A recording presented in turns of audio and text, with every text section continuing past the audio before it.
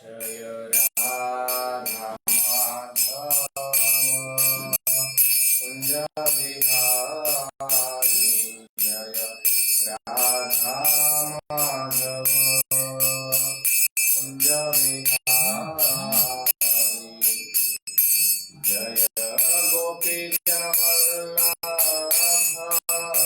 गिरिधरधारी जय गोपी जन वल्लभ गिरिधरधारी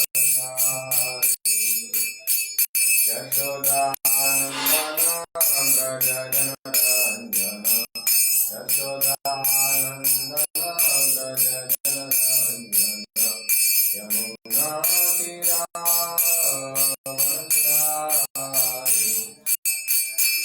यमुना तीरावनचारी जय राधा माधव कुंज बिहारी जय राधा माधव कुंज बिहारी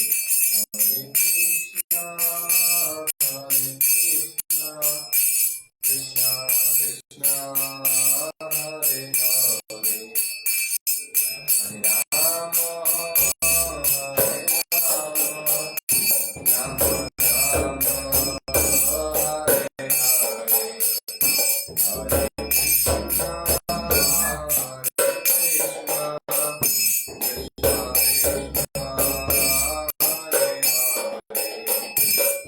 हरे हरे हरे राम राम राम हरे हरे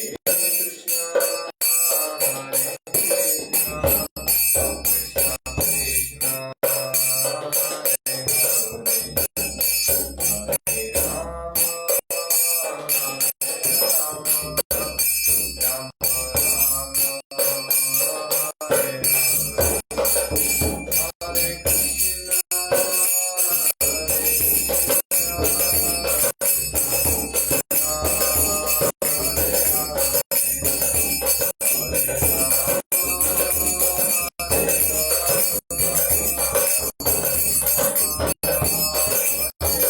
कृष्णा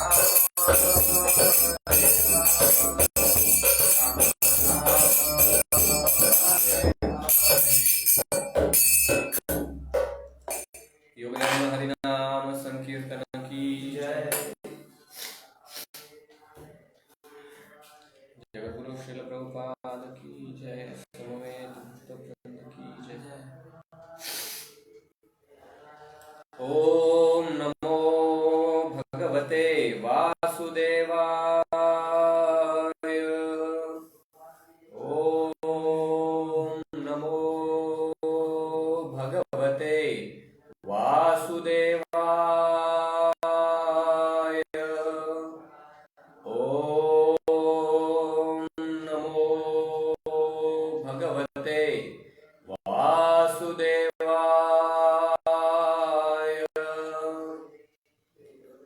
हरे कृष्ण।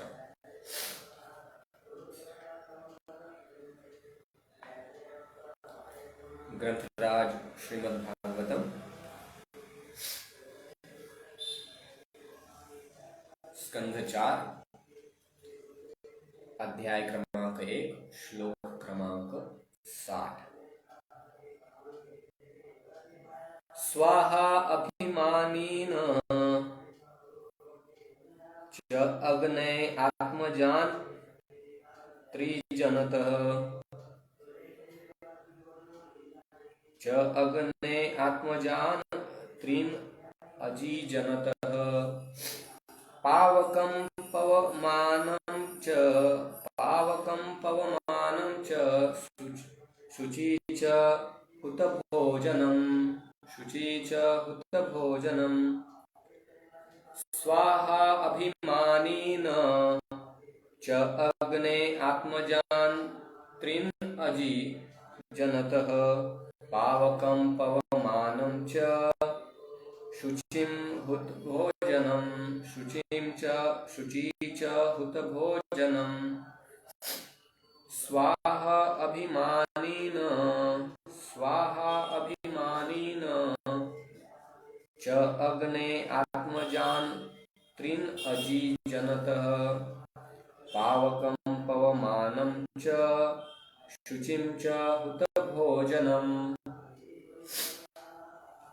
शब्दार्थ स्वाहा अग्नि की पत्नी, अभिमानिन अग्नि का मुख्य विग्रह,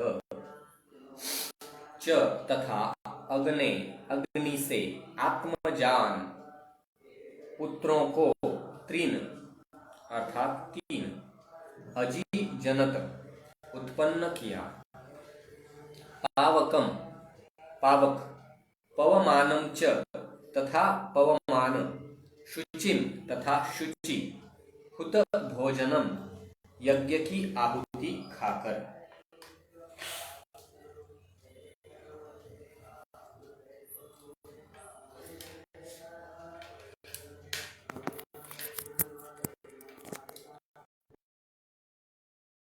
प्रभुपाद जी के अंग्रेजी तात्पर्य के से अनुवादित।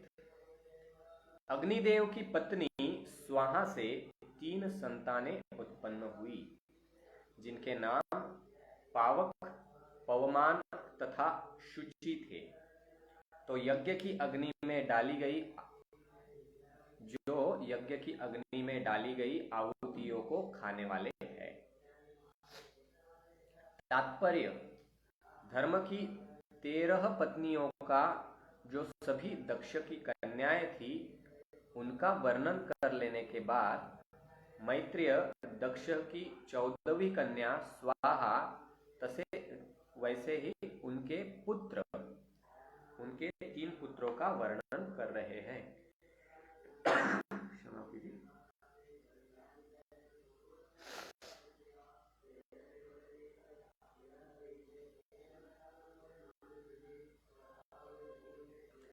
यज्ञ की अग्नि में डाली गई आहुतियां देवों के निमित्त होती है और देवों की ओर से अग्नि तथा स्वाहा के 3 पुत्र पावक, पवमान तथा शुचि आहुतियां स्वीकार करते हैं। इतना ही तात्पर्य है। ओम अज्ञानतिमिरान्धस्य ज्ञानाञ्जनशलाकया चक्षुरुन्मीलितं येन तस्मै श्रीगुरुवे नमः। श्रीचैतन्यमनोभीष्टं स्थापितं येन भूतले स्वयं रूप कदा मह्यं ददाति स्वपदान्तिकम्। वन्देऽहं श्रीगुरुः श्रीयुतापदकमलं श्रीगुरून् वैष्णवांश्च श्रीरूपं साग्रजातं सहगण रघुनाथान्वितं तं सजीवं साद्वैतं सावधूतं परिजनसहितं कृष्णचैतन्यदेवं श्रीराधा कृष्णपादान् सहगण ललिता श्रीविशाखान्वितांश्च।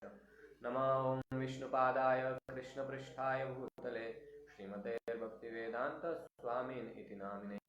नमस्ते सारस्वते देवे गौरवाणी प्रचारिणे निर्विशेष शून्यवादी पाश्चात्यदेशतारिणे।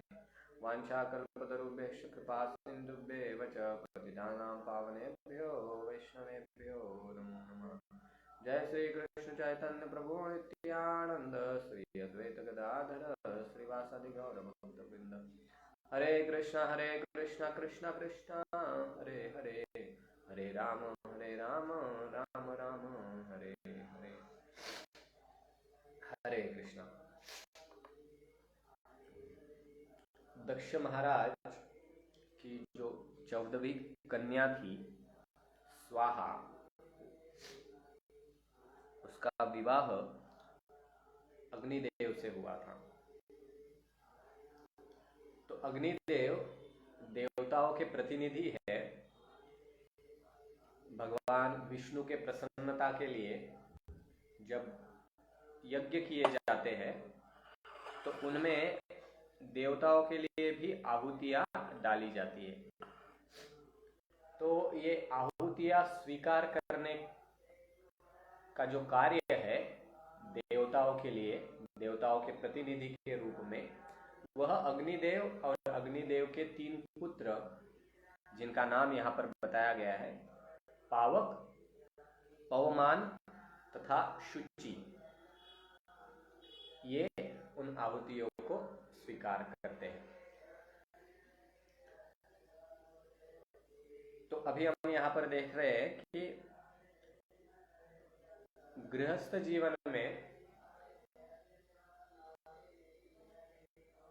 पति अपने पत्नी से संतान उत्पन्न करता है तो उसमें उद्देश्य ये होता है, एक तो कि अपने पितरों को जो है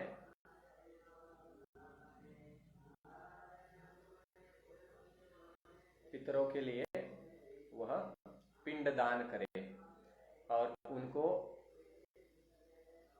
उसका लाभ प्राप्त होता रहे, उस पिंडदान में जो है खंड न पड़े।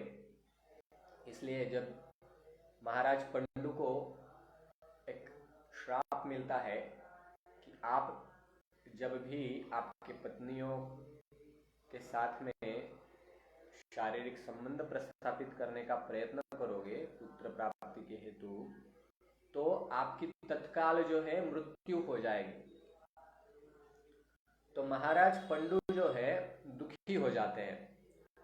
तो दुख उनको इस बात का नहीं होता है कि उनको शारीरिक सुख प्राप्त नहीं होगा, वैसे भी वो शारीरिक सुख में उतना आसक्ति नहीं रखते हैं। हम देखते हैं कि वह जब संपूर्ण जगत में अनेक राजाओं के ऊपर विजय प्राप्त होने के पश्चात महाराज पंडु जब हस्तिनापुर वापस लौट आते हैं तो अपना सभी राज्य जो है धृतराष्ट्र को संभालने दे देते हैं। जो भी संपत्ति वो लाए होते हैं वो सभी संपत्ति को जो है इक्वली बांट देते हैं, भीष्म पितामह को देते हैं, विदुर जी को देते हैं, धृतराष्ट्र को देते हैं और धृतराष्ट्र को राज्य संभालने के लिए राज्य भी सौंप देते हैं और वो स्वयं जो है जंगल अपने पत्नियों के साथ में जंगल में निवास करने लगते हैं। तो वहां से तो उनको पहले से ही आसक्ति नहीं थी, भौतिक आसक्ति कहो या शारीरिक सुख के लिए आसक्ति नहीं थी, पर उनको चिंता ये हो रही थी कि अगर मेरे पुत्र नहीं हुए तो पूर्वजों के लिए पिंडदान करने का जो कार्य है वो कौन करेगा, पितरों के लिए तर्पण करने का कार्य जो है वो कौन करेंगे, और इससे उनको पितरों को दिक्कत आएगा। तो इसलिए एक ये उद्देश्य वैदिक संस्कृति में पति पत्नी के बीच में संतान उत्पन्न करने का एक ये उद्देश्य होता था। दूसरा उद्देश्य होता था कि जो पति का कार्य है या जो पिता के कार्य है उस पिता के कार्य को आगे बढ़ाना ये पुत्रों के लिए एक विशेष जिम्मेदारी होती थी।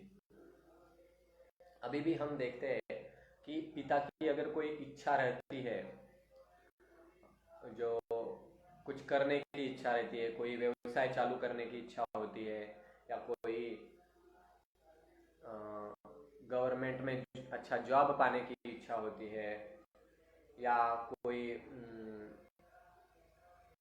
खेती या प्लॉट लेने की इच्छा होती है, तो अगर उनसे पूरी नहीं होती है या उनसे अधूरी छूट जाती है तो व्यक्ति जो है मतलब पुत्र जो है उसको, एक जिम्मेदार पुत्र जो है उसको पूरा करने के लिए प्रयत्न करता है।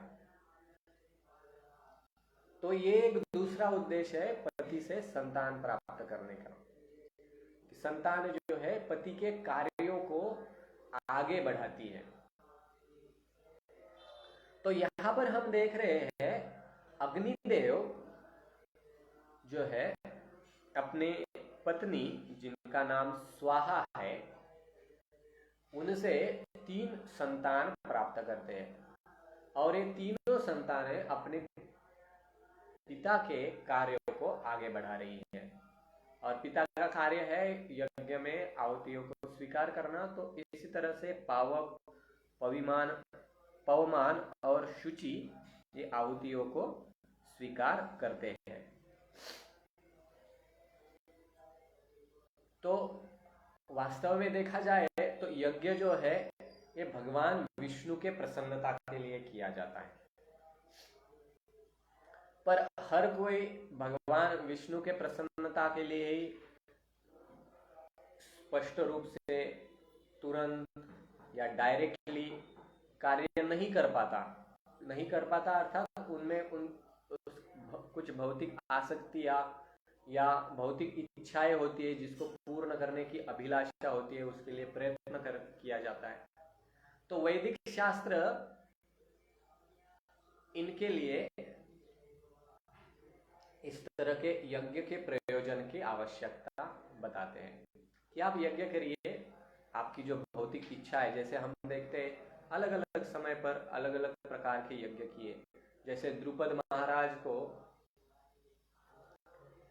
महाराज जानते थे कि द्रोणाचार्य के साथ में युद्ध करके उनको हराया नहीं जा सकता। एक तो द्रोणाचार्य के स्वयं के पास में बहुत सारे अस्त्र शस्त्र की विद्या है, वो क्षमतावान है, साथ ही में उनका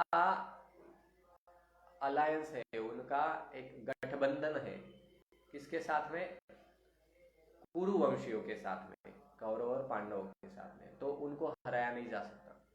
तो द्रुपद जो है यज्ञ करते हैं और उस यज्ञ से जो है 2 व्यक्ति प्रकट होते हैं, या उनको ऐसा पुत्र चाहिए रहता है कि जो द्रोणाचार्य का वध कर सके, और दूसरे एक पुत्री उनको प्राप्त होती है जो कि अर्जुन के साथ में उनका विवाह होता है, अर्थात द्रौपदी। तो हम जगह जगह पर देखते हैं कि कुछ भौतिक अभिलाषा से व्यक्ति जो है इस तरह से वैदिक कार्यों में लग जाता है। तो उसके हालांकि उसको भौतिक इच्छा तो पूर्ण करनी है, किसी न किसी माध्यम से वो पूर्ण करने का प्रयास करेगा। तो वैदिक शास्त्र, वैदिक संस्कृति सर्वसमावेशक होने से वो हर एक को उस तरह का एक मार्ग बताती है और इससे धीरे धीरे उनकी उन्नति होती है। वह एक तरह से आगे चलकर भौतिक इच्छाओं को त्याग कर भगवान की आराधना को, भगवान की सेवा को सर्वस्व मानकर, भौतिक इच्छाओं को त्याग कर अपना सर्वस्व भगवान की सेवा में समर्पित कर देते हैं। तो जो गोल्ड स्टैंडर्ड है वह जो बताया गया है सभी शास्त्रों का, वेदेषु सर्वम अहमेव वेद्य, तो सभी वेदों का गोल्ड स्टैंडर्ड है भगवान कृष्ण के प्रति समर्पित होना, भगवान कृष्ण की सेवा में संलग्न होना, उनके प्रसन्नता हेतु कार्य करना। पर इस गोल्ड स्टैंडर्ड तक पहुंचने के लिए हमें कुछ प्रणालियों का पालन करना पड़ेगा। तो यहां पर भी फिर इस तरह से प्रणाली दी है। तो इससे धीरे धीरे व्यक्ति की आसक्ति कम होकर वह भगवान की सेवा में संलग्न होता है। तो जब इस भौतिक अभिलाषा से इस प्रकार के यज्ञ किए जाते हैं तो वह यज्ञ में जो आहुति है उनको स्वीकार करने के लिए अग्नि और अग्नि के पुत्र जो है वहां पर देवताओं का प्रतिनिधित्व करते हैं।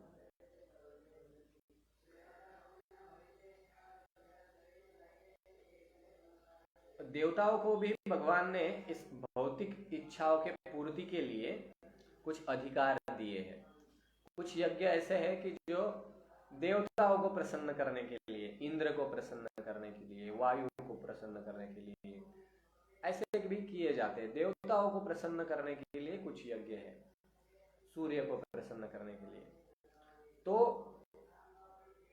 देवताओं के पास में भी भगवान ने इस प्रकार की कुछ भौतिक क्षमताएं दी है कि कुछ ऐसी इच्छाएं आप जो है पूर्ण कर सकते हैं। जैसे हम देखते हैं कि कर्ण जो है, कर्ण को सूर्य देव से कुछ क्षमताएं और अस्त्र शस्त्र प्राप्त होते हैं। वैसे ही इंद्र जो है, हम कभी देखते हैं कि इंद्र जो है कभी कुछ मनुष्यों को या राक्षसों को कुछ ये वर प्रदान करते हैं। विशेषतः ब्रह्मा जी जो है तपश्चर्या होने के पश्चात में, जैसे हिरण्यकश्यपु को तपश्चर्या, काफी वर्षों तक हिरण्यकश्यपु तपश्चर्या करते हैं, तो ब्रह्मा जी आकर उन्हें वरदान प्रदान करते हैं, शिव जी वरदान प्रदान करते हैं। तो इस प्रकार की क्षमता उनमें भी होती है, जो कि सामान्य व्यक्ति की जो भौतिक इच्छा है उसको कुछ हद तक जो है देवता पूर्ण कर सकते हैं। पूर्णतः नहीं, पूर्णतः तो उनके पास क्षमता नहीं होती है, पर सामान्य मनुष्यों से काफी बड़े सीमा तक, बड़े हद तक उनके पास में वो क्षमता होती है। यहाँ तक कि हम देखते हैं कि कुछ कुछ ऋषि मुनि अपने आप को जो है विस्तारित भी कर सकते हैं। इस प्रकार की सिद्धियां भी उनके पास होती है। कुछ योग शक्ति होती है, मायावी शक्ति होती है, कुछ अस्त्र शस्त्र ऐसे होते हैं कि जिससे सामान्य अस्त्र शस्त्रों से काफी परिणाम कारक युद्ध किया जा सकता है, जिसमें एक शस्त्र से हजारों बाण निकलते हैं और वो बाण अलग अलग प्रकार से भ्रम पैदा कर सकते हैं। जैसे सर्प अस्त्र होता है, गरुड़ अस्त्र होता है, फिर बारिश के लिए अलग अस्त्र होता है।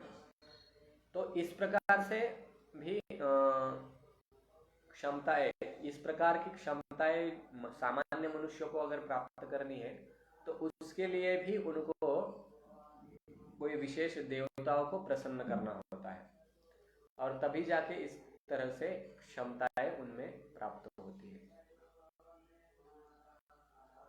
पर अगर अगर आपको परमोच्च स्वरूप या इसके लिए अगर हम कह रहे कि इसका जो अल्टीमेट है, जो जिसको प्राप्त करने के बाद में फिर ये जो छोटी मोटी चीजें हैं वो सब हो जाएगी, या ये छोटी मोटी चीजें अपने आप खत्म हो जाएगी, अपने आप कंप्लीट हो जाएगी, अपने आप पूर्ण हो जाएगी। तो थोड़ी थोड़ी भौतिक इच्छाएं सब समय में होती है। एक इच्छाओं की पूर्ति के लिए हम एक देवता के पास जाते हैं, दूसरी इच्छा पूर्ति के लिए दूसरे देवता के पास जाएंगे, तीसरी इच्छा पूर्ति के लिए तीसरे। तो ऐसा जीवन भर जो है मनुष्य जीवन ऐसा ही बीतते जाता है। तो ऐसे समय पर भगवान खुद बताते हैं कि अगर आपको ऐसी इच्छाएं भी है तो आप फिर देवताओं के पास में भी न जाकर इन इच्छाओं के लिए मेरे पास भी आ सकते हो। अकाम सर्व कामो वा मोक्ष काम उदारदि तीव्रेन भक्ति योगेन यजेत पुरुष परम। इसके लिए आपको क्या करने की आवश्यकता है? अगर आपको भौतिक इच्छाएं भी है तो क्या करने की आवश्यकता है कि आप तीव्रता से भक्ति योग का पालन करो, तो इससे आपकी भौतिक इच्छाएं भी जो है पूर्ण हो जाएगी। कभी कभी हम भौतिक इच्छा के लिए देवताओं के पास गए और पता चलता है कभी कि देवताओं के पास वो क्षमता ही नहीं है। जैसे रावण जो है अमर होने का वरदान मांगता है, पर ब्रह्मा जी दे ही नहीं सकते हैं अमर होने का वरदान, क्योंकि उनके पास वो क्षमता ही नहीं। फिर जो सुंद और उपसुंद है उनको वो इच्छा होती है तो वो दे ही नहीं सकते हैं। देवतागण इस तरह से अमरत्व का वरदान किसी को दे ही नहीं सकते, उनके पास वो क्षमता है ही नहीं। तो ऐसे समय पर फिर कोई सेटलमेंट करना पड़ता है कोई, क्योंकि इतने समय की जो तपश्चर्या है उसको तो व्यर्थ नहीं गवाया जा सकता, क्योंकि भौतिक इच्छा के लिए इतना कष्ट किया है, भौतिक इच्छा की पूर्ति के लिए कष्ट किया है, तो एक स्वाभाविक है कि वो व्यक्ति व्यर्थ नहीं जाने देगा, तो कॉम्प्रोमाइज करना पड़ता है। पर जब भगवान के पास आते हैं तो कोई कॉम्प्रोमाइज करने की आवश्यकता नहीं, तो वो जो भौतिक इच्छा है वह पूर्ण भी हो जाती है, और धीरे धीरे इस तरह से भौतिक इच्छा करने की जो प्रवृत्ति है उस वो प्रवृत्ति भी जो है नष्ट होने लगती है और नष्ट हो जाती है। जैसे हम ध्रुव महाराज के कार्यों से देख सकते हैं, ध्रुव महाराज को पहले भौतिक अभिलाषा रहती है कि ब्रह्मा जी से भी बड़ा और ब्रह्मा जी से भी चिरकाल टिकने वाला ऐसा राज्य उनको चाहिए कि जो जहां से उनको कभी वो पद से निकाला नहीं जाएगा। तो ध्रुव महाराज इस तरह से अभिलाषा करते हैं, और उसके लिए नारद मुनि ने बताए मार्ग पर वो चल पड़ते हैं, उस तरह से कष्ट लेते हैं अपने जीवन में। हम देखते हैं कि भौतिक अभिलाषा को भी पूर्ति करना है तो व्यक्ति को कष्ट लेना पड़ेगा। बिना कष्ट के, बिना मेहनत के वो भौतिक अभिलाषा की पूर्ति नहीं हो सकती है। एक तो आप स्वयं कष्ट करो, या जिनके पास वो क्षमता है उनको आपके कष्ट से प्रसन्न करो, देवताओं को प्रसन्न करो, भगवान को प्रसन्न करो, और फिर भौतिक इच्छाएं आपकी पूर्ण हो सकती है। तो वहां पर जो है ऐसा प्रयत्न भी होता है। तो भगवान को ध्रुव महाराज प्रसन्न करते हैं और उनकी सभी इच्छाएं जो है पूर्ण होती है, बल्कि इच्छा अभी बाद में रहती ही नहीं, फिर भी भगवान इनिशियल जो प्राथमिक इच्छा है उसको पूर्ण कर देते हैं। तो हम देखते हैं कि अगर इच्छा, भौतिक इच्छाएं है भी, एकदम से तो जाएगा नहीं, आर्टिफिशियली कृत्रिमता से तो उसको नष्ट किया नहीं जाएगा। तो उन इच्छाओं को जो है हमने भगवान को प्रसन्न करने के इसमें रखना चाहिए। मतलब भगवान की सेवा में हम जब जुड़ जाते हैं तो वो भौतिक इच्छाएं भी फिर पूरी हो जाएगी। अगर हमें प्रयत्न ही करना है तो क्यों हम फिर यहाँ वहां जाए, सीधा भगवान के पास ही जाए। और जब भगवान के पास जाते हैं, भगवान की तीव्रता से भक्ति करने का हम यत्न करते हैं, तो उसमें भौतिक इच्छाएं भी पूर्ण होगी और हमें हमारी आध्यात्मिक उन्नति भी होगी। भौतिक इच्छा करने की ये जो प्रवृत्ति है वह भी धीरे धीरे नष्ट हो जाएगी। पर इसके लिए भगवान एक बताते हैं कि आपको तीव्रता से भक्ति योग को का अवलंब करना पड़ेगा, तीव्रता से आपको मेरी शरण में आना पड़ेगा। अगर हम थोड़ा आधा अधूरा ही सोचते हैं, ठीक है, सुपरफिशियली करते हैं, तो उसमें पूर्तता होने के लिए बहुत समय लग जाएगा, या उतना अपेक्षित आपको परिणाम उसका नहीं प्राप्त होगा। तो तीव्रता से भक्ति योग का अगर पालन करेंगे तो भौतिक इच्छाएं भी पूर्ण होगी, और भौतिक इच्छाएं करने की जो प्रवृत्ति है वह भी जो है नष्ट हो जाएगी। और फिर इस तरह से भौतिक इच्छाओं के लाभ के लिए फिर हमें देवताओं के पास जाने की आवश्यकता नहीं रहेगी। देवताओं के पास कभी कभी क्षमता हो सकती है, कभी कभी वो क्षमता नहीं भी हो सकती है।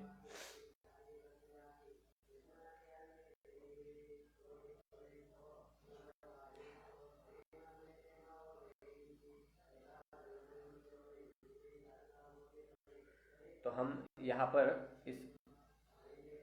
पर रुकते हैं। तो हमने देखा कि अग्नि जो है देवताओं का प्रतिनिधित्व करते हैं, उनके पुत्र देवताओं के प्रतिनिधि के रूप में वहां पर यज्ञ में आहुतियां देवताओं के प्रतिनिधि के रूप में स्वीकार करते हैं। उसके पश्चात हमने देखा कि अलग अलग देवताओं के पास में भगवान ने इस तरह की क्षमता प्रदान की है कि जो क्षमता से वह मनुष्यों की भौतिक इच्छाओं की पूर्ति कर सकते हैं, पर उनके पास की जो क्षमता है वह अमर्यादित नहीं है। अमर्यादित क्षमता जो है केवल भगवान श्री कृष्ण के पास है। तो जब भगवान श्री कृष्ण को कोई भजता है, अगर समझो उसने अपने बुद्धिमत्ता का प्रयोग किया और वह जानता है कि अगर एक छोटे चीज के लिए, एक विशेष भौतिक इच्छा के लिए मुझे अग्नि के पास जाना पड़ता है, दूसरी इच्छा के लिए मुझे इंद्र के पास जाना पड़ता है, तीसरे के लिए मुझे सूर्य देव के पास जाना पड़ता है, तो क्यों न मैं सभी के लिए एक ही देवता को भजूं, एक ही भगवान को भजूं। और फिर वो शास्त्रीय अंडरस्टैंडिंग या किसी साधु से मिलकर उनसे परीक्षा करता है, तो फिर उसको पता चलता है कि इस तरह से भगवान के पास में किसी भी माध्यम से अगर हमें कोई इच्छा नहीं है, पूरी तरह से भगवान की सेवा में समर्पित होना है, वह भी अच्छा है। कोई निस्वार्थ भाव से भगवान की सेवा करना है तो वह गोल्ड स्टैंडर्ड है। पर अगर वह नहीं कर सकता है, भौतिक इच्छाएं हैं, कोई बात नहीं, आप फिर भी भगवान की सेवा में संलग्न होइए। इससे भी जो है भगवान प्रसन्न होंगे, आपकी भौतिक इच्छा की पूर्ति होगी और साथ ही में भौतिक इच्छा करने की प्रवृत्ति जो है वह नष्ट होगी। और जो भौतिक इच्छा की पूर्ति होगी वह भी, उसमें भी विशेष है। जो आपकी अपेक्षा है उससे भी जो है वह पूर्ति जो है बढ़कर हो सकती है, बढ़कर होगी, क्योंकि देवताओं के पास जो क्षमता है वह तो मर्यादित है, वह उस क्षमता के बाहर नहीं जा सकते। पर भगवान के पास में जो क्षमता है वह अमर्यादित है। तो आपने समझो भौतिक इच्छा छोटी सी की है, तो हो सकता है अगर आपने 1000 रुपए प्राप्त करने की इच्छा की है तो आपको 1000 नहीं, उससे कई गुना धन प्राप्त हो सकता है। तो ये लाभ भी है भगवान की, सीधे भगवान की आराधना में संलग्न होने में। हरे कृष्ण। अभी हम कीर्तन करेंगे।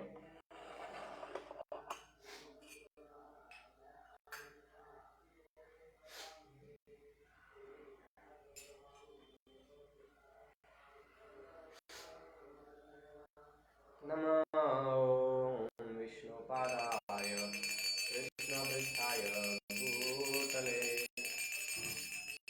श्रीमते भक्तिवेदांत स्वामी इति नामिने।